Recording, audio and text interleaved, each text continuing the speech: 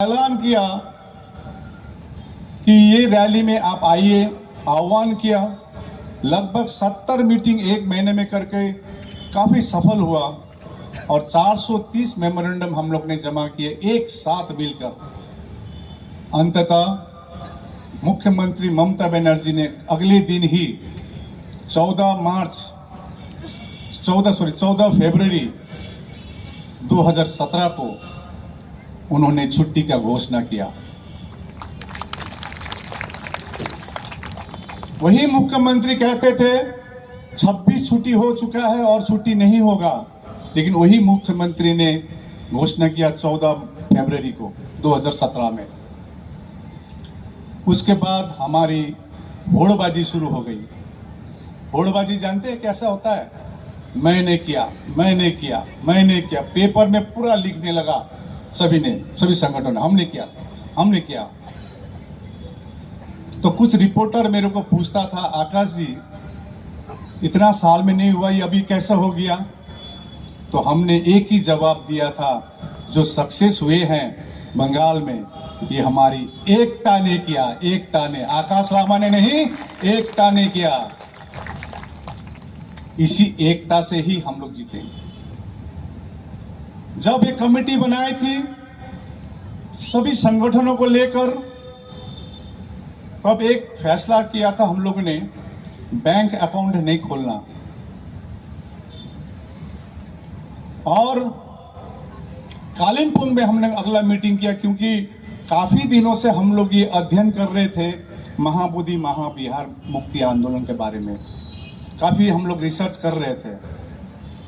और कालिम्पोंग में town hall में हम लोग ने ये ऑल इंडिया बुद्धिस्ट फोरम का गठन किया। मैं ये क्यों कह रहा हूं, इसका कारण है, पृष्ठभूमि जानना बहुत जरूरी होता है। किसी को लगता है अभी 12 फरवरी से आंदोलन शुरू हुआ है, तो ऑल इंडिया बुद्धिस्ट फोरम बनाकर और इस मुद्दे को लेकर हम लोग ने काफी एनालाइज की। और बोध गया में 22 अप्रैल 2023 में हम लोग ने फर्स्ट मीटिंग की। वैसे तो होमवर्क काफी किए थे पहले, सभी को निमंत्रण करने की कोशिश की गई। हमको मालूम चला बुद्धिस्ट सोसाइटी ऑफ इंडिया है, चंद्रबोधि पाटिल जी है इनकी ट्रस्टी चेयरमैन, मालूम चला भीमराव यशवंत अंबेडकर जी है, राजरत्न अंबेडकर जी है, समता सैनिक दल है, राष्ट्रीय बौद्ध महासभा है। इस प्रकार से देश भर के जितने भी संगठन हैं, हमारे नॉर्थ ईस्ट में भी कुछ संगठन हैं जो अच्छे काम कर रहे हैं धम्म प्रति, नागपुर में भी कर रहे हैं, सभी से संपर्क करने की कोशिश की गई। हम लोग ने 22 अप्रैल 2023 में फर्स्ट मीटिंग की। सिर्फ 35 लोग आए और हम जनाना चाहते थे कि हम जिस जगह से आते हैं, बोध गया जो हमारी सबसे पवित्र जगह है, हम लोग विशेष करके विंटर्स में आते हैं। जैसे यहाँ से समर में जाते हैं बोध गया, हमारे वहां से विंटर में आते हैं, क्योंकि ठंडी रहती है, मौसम भी अच्छा रहता है। तो लेकिन हम लोग ने मीटिंग अप्रैल में की, क्योंकि लोगों को जनाना था धम्म को सीजनल धम्म मत बनाइए। पता ना, सीजन धर्म, विंटर में जाएंगे फिर उसके बाद 9 महीना गायब, 3 महीना रहेंगे बोध गया में, 9 महीना गायब, नहीं जाएंगे। तो 9 महीना यदि नहीं जाएंगे तो अन्य धर्म अतिक्रमण करेगा कि नहीं करेगा? आप जो बोल रहे हैं फलना को ये तथागत बुद्ध के नाम पर 5 पांडव बोल रहा है, शिवलिंग बोल रहा है, वो तो करेगा ही। आप जाते नहीं है, खाली 3 महीने गए। महाबोधि महाविहार बौद्धों के लिए सबसे पवित्र जगह है। हम लोग को साल भर जाना चाहिए, साल भर, बारिश में हो या विंटर्स में हो या समर में, वो हमारी मक्का है। तो हम लोग ने मीटिंग की अगला मीटिंग फिर 25 जून को रखे, जिसमें हम इसी बीच में एक विधायक है सतीश दास जी, उनसे संपर्क हुई। हमारे एक कार्यकर्ता है राजेश बौद्ध, उनकी साला है। नेशनल माइनॉरिटी कमीशन में हमारी बुद्धिस्ट मेंबर रिंचेल नामो जी से संपर्क हुई, उनको पहले सिलीगुड़ी बुलाए, इस मुद्दे के बारे में रखे।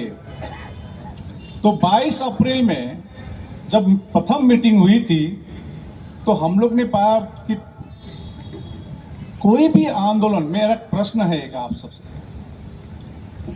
कोई भी आंदोलन 134 साल लगता है? अब बताइए, लगता है? लेकिन हमारे महाबोधि महाविहार मुक्ति के लिए 134 साल हो चुका है। तो इसका अध्ययन किया हम लोग ने। इससे पूर्व भंते सुरेश देसाई ने आंदोलन किया था 1991 में। ये फेल क्यों हुआ? हालांकि वो मूवमेंट को मैं फेल नहीं मानता हूं, क्योंकि उस आंदोलन के बदौलत ही बुद्धिस्ट सेक्रेटरी रखा गया, जो अभी हमारे साथ में है, Bhadant Pragyasheel Mahathero ji. He was the first Buddhist secretary. Bhante Suresh Desai के आंदोलन की ये उपलब्धि है। लेकिन कमिटी में जो है बीटी एक्ट 1949, बोध गया टेम्पल एक्ट 1949, जिसमें लिखा है कि 9 मेंबर रहेगी कमिटी में, जिसमें सिर्फ 4 ही बौद्ध रहेंगे, 4 नॉन बुद्धिस्ट रहेंगे, और डीएम रहेंगे चेयरमैन, और चेयरमैन भी नॉन बुद्धिस्ट रहेगा, ये लिखा गया। आप बीटी एक्ट 1949 कितने लोगों ने पढ़ा है? थोड़ा हाथ उठा के बताइए। बीटी एक्ट 1949 गूगल में अवेलेबल है, हाथ उठाइए, कंजूसी मत कीजिए। आप आज जिन्होंने नहीं पढ़ी है, आप पढ़ लीजिएगा। बीटी एक्ट 1949 गूगल में अवेलेबल है।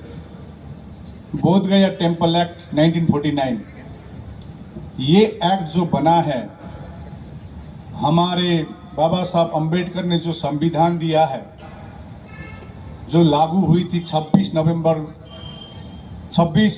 जनवरी 1950 में, इससे पूर्व जो ये कानून है, ये बौद्धों के लिए नहीं बना है कानून। आप पढ़िए, अच्छी तरह से पढ़िएगा। तो हम लोग ने पाया भंते सुरेश देसाई का आंदोलन क्यों दब गई या दबा दी गई। उसका 2-3 मुख्य कारण हम लोग ने ये देखे। एक नंबर तो आंदोलन एक प्रदेश से केंद्रित था, विशेष करके महाराष्ट्र से। नंबर 2, हमारे जो हिमालयन बुद्धिस्ट है, जो नेशनल सिक्योरिटी के लिए बहुत इंपॉर्टेंट है। आप जानते हैं हिमालयन के जो लद्दाख, हिमाचल प्रदेश, सिक्किम, अरुणाचल प्रदेश, दार्जिलिंग, ये बहुत इंपॉर्टेंट है नेशनल सिक्योरिटी के लिए भी। यहाँ जो हिमालयन बुद्धिस्टों का इन्वॉल्वमेंट नहीं है, आंदोलन से कोई वास्ता नहीं है। तीसरा पाया सबसे इंपॉर्टेंट, सोशल मीडिया नहीं थी।